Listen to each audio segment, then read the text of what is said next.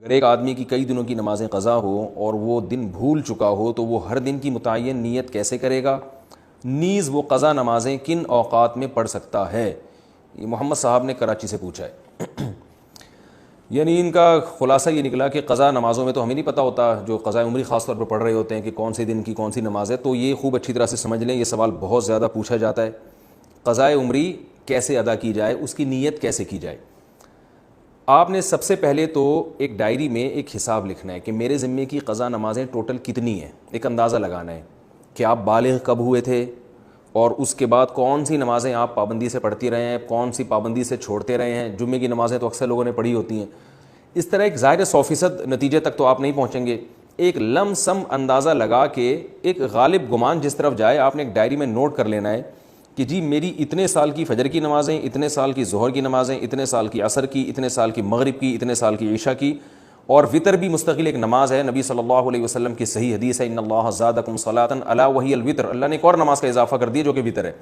لیکن ظاہر ہے دوسری حدیثوں میں 5 نمازوں کو فرض قرار دیا گیا، تو اس سے پتہ چلتا ہے کہ وطر نہ تو 5 نمازوں جیسی فرض ہے اور نہ بالکل ایسی جیسے عام نوافل ہوتے ہیں۔ تو عبادات میں چونکہ احتیاط کے پہلو کو لیا جاتا ہے، تو اس لیے حناف کا یہ قول ہے، امام حنیفہ کی یہ رائے ہے کہ وطر کے ساتھ سلوک ایسے کیا جائے گا جیسے فرائض والا ہوتا ہے، یعنی قضا پڑھی جائے گی احتیاط کے پہلو کی وجہ سے۔ فرض سمجھا نہیں جائے گا اس کو کیونکہ نمازیں تو 5 فرض ہیں، لیکن بالکل اس کو اگنور نہیں کیا جائے گا، تو اس لیے احتیاطاً وطر کی قضا بھی واجب ہے۔ تو آپ نے یہ اس 5 نمازیں اور وطر کا اندازہ لگا لیا کہ بھئی یہ اتنے سال کی بنتی ہیں، اور ایک ڈائری میں آپ نوٹ کر لیں۔ میں ڈائری میں نوٹ کرنے کا اس لیے کہہ رہا ہوں کہ یہ تجربے پر مبنی ایک حقیقت ہے، مشاہدے پر مبنی، کہ جو صرف حافظے پر چلتے ہیں وہ کنفیوز ہی رہتے ہیں ساری زندگی، وہ پھر بھول جاتے ہیں کتنی پڑھی کتنی رہ گئی۔ تو آپ نے ایک چارٹ بنانا ہے کہ بھئی میری فجر کی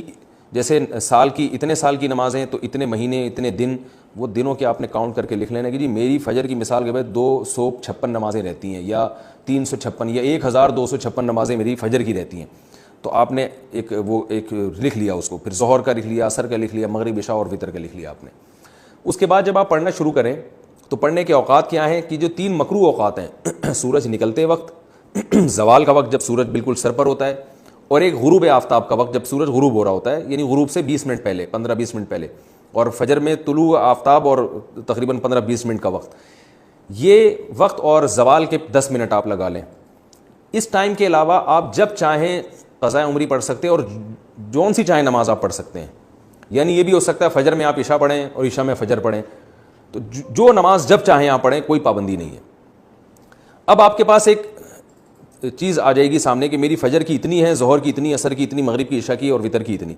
اب آپ کو یہ بھی اختیار ہے، چاہیں تو آپ فجر کے ساتھ فجر پڑھ لیں، ظہر کے ساتھ ظہر پڑھ لیں، عصر کے ساتھ عصر پڑھ لیں، اور اپنی ڈائری میں اس کو مائنس کرتے جائیں، کہ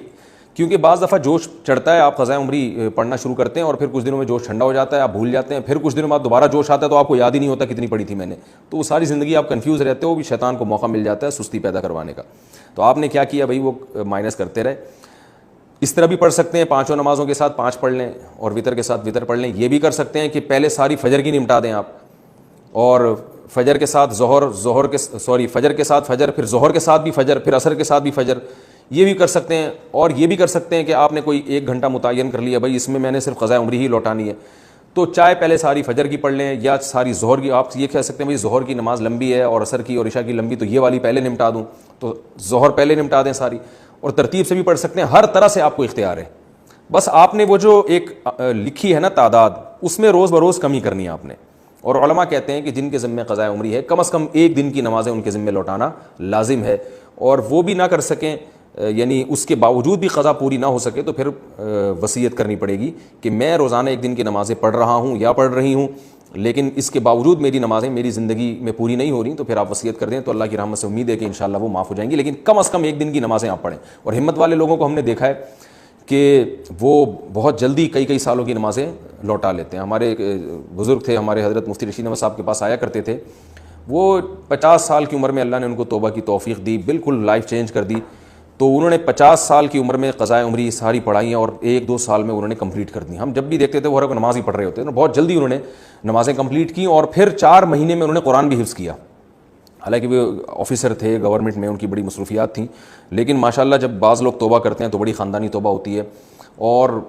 اتنے نیک بننے کے باوجود بھی ان پہ اللہ کے خوف کا غلبہ رہتا تھا. ایک دن ہمارے حضرت کے پاس آئے اور کہنے لگے مجھ پہ بہت خوف ہے کہ پتہ نہیں میرا بنے گا کیا آخرت میں. تو حضرت ان کو بڑی امیدیں دلایا کرتے تھے, ہمارے حضرت نے ان کو اجازت بیعت بھی دی.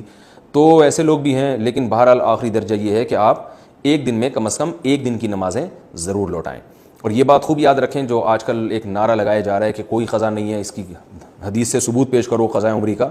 تو یاد رکھیں رسول اللہ صلی اللہ علیہ وسلم کی نماز جب بھی قضا ہوئی ہے, چاہے جان کے کی ہو یا بھولے سے, جان کر تو جنگ میں ہوئی تھی, جہاد میں نماز کا طریقہ نہیں بتایا تھا کہ جنگ کی حالت میں کیسے نماز پڑھی جاتی ہے, تو اس وقت آپ کی غزوہ خندق میں کچھ نمازیں قضا ہوئیں تو وہ پہلے آپ نے پڑھی ہیں.